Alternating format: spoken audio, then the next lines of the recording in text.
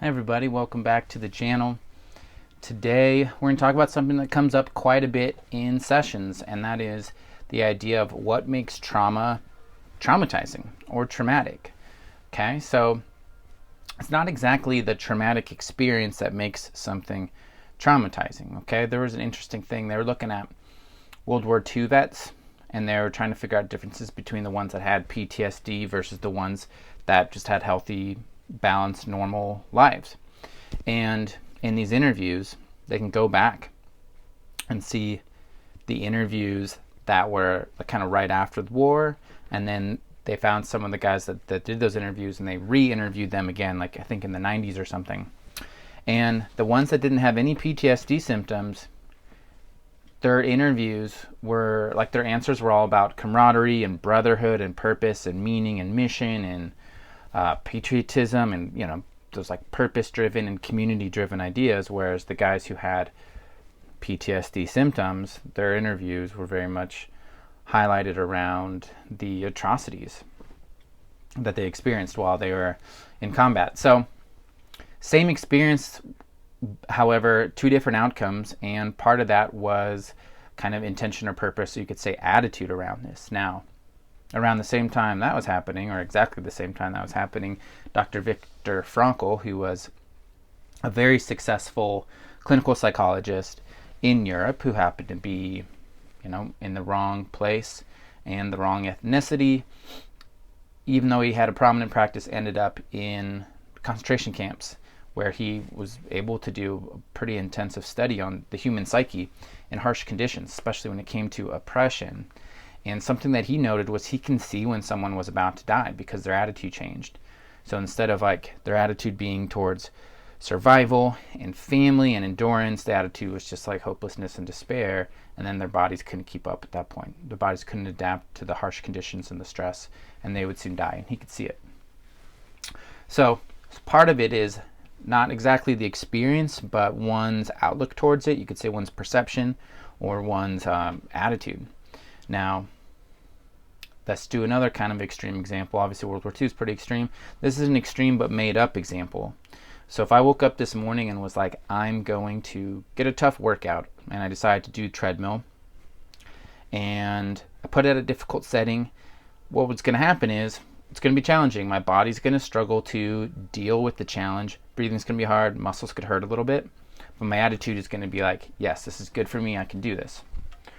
Whereas if I just became conscious already running on the treadmill, and there's a sign that said, don't slow down below this speed or it's going to explode, technically the two stresses are the same, right? I'm just running and my body hurts, shortness of breath, but I'm like, this is for me and I can do it. And then the other scenario is like, what's happening to me?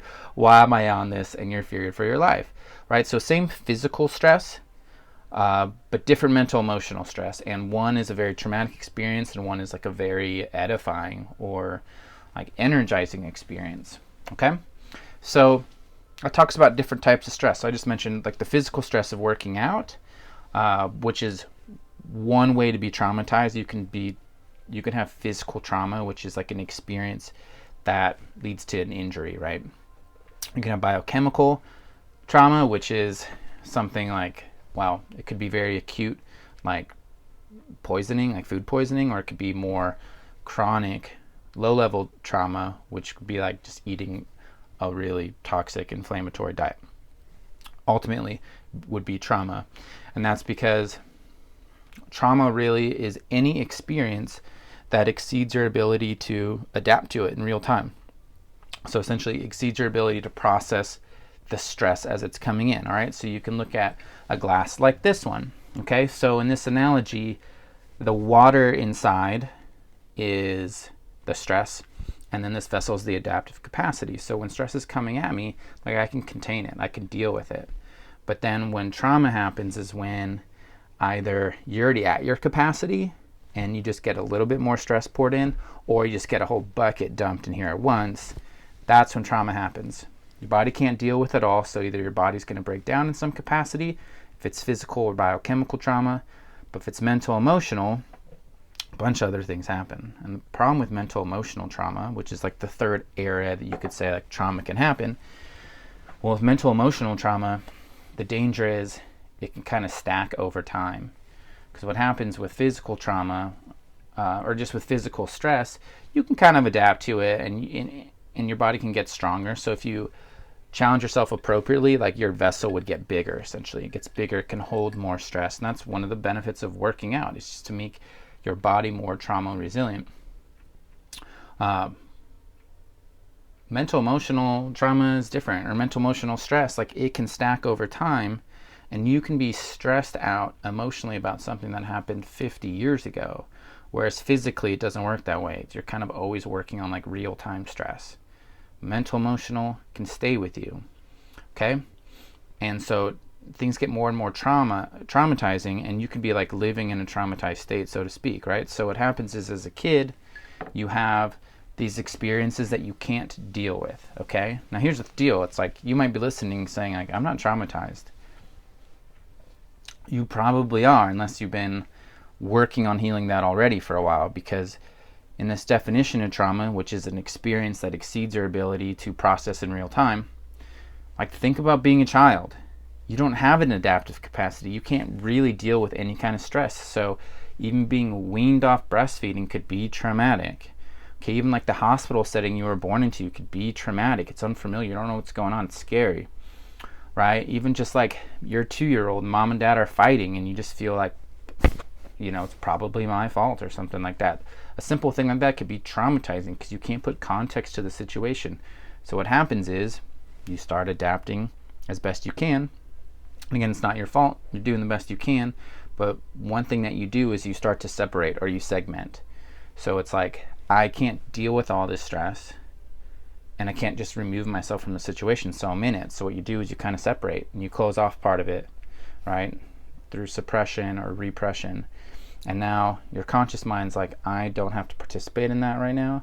Thing is, your subconscious mind never forgets. So it's still living in trauma. And then your subconscious is what runs your physiology. So that's what PTSD symptoms are kind of all about. Your subconscious is traumatized, and it's running these old programs, which is going to change how you heal. It's going to change how you rest, sleep, digest food, immune system function. Your subconscious is running in trauma, and it's running in an exhaustion state. And your conscious mind's like, I'm fine. Everything's fine. Oh, except that I can't just digest food, I don't sleep well, etc.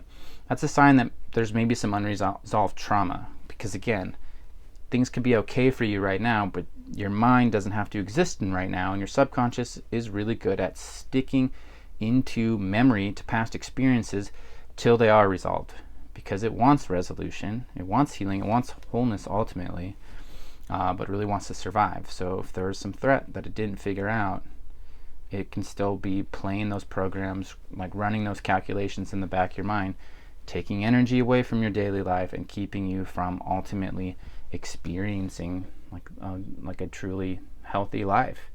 So that's my little rant on trauma today. If you have more questions, reach out to me directly, or you can follow the links below this video to work with me directly. All right, guys. Bye.